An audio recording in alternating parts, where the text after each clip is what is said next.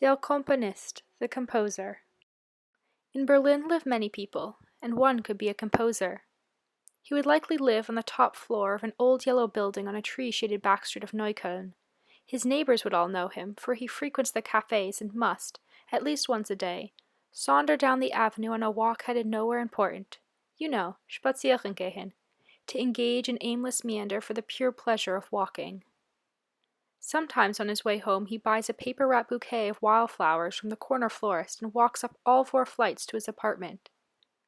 Tall ceilings and wide windows welcome in the sinking sun, making copper trimmings and brass doorknobs wink and glimmer. The composer wouldn't have any cats, but instead various plants with vines spilling from sills and bookstacks.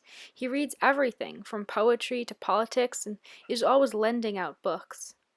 A few potted tomatoes extend tendrils on the fire escape, and a tray of herbs, sage, oregano, and rosemary maybe, teeters above the sink. There's a mug of paintbrushes there too, and another in the bedroom.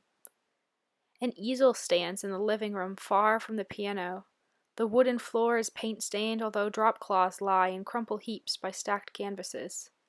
Paintings hang from the walls, bold shapes and colors, quite provocative. They're not his, though, and I imagine rumpled bedsheets and wine-stained glasses in the kitchen.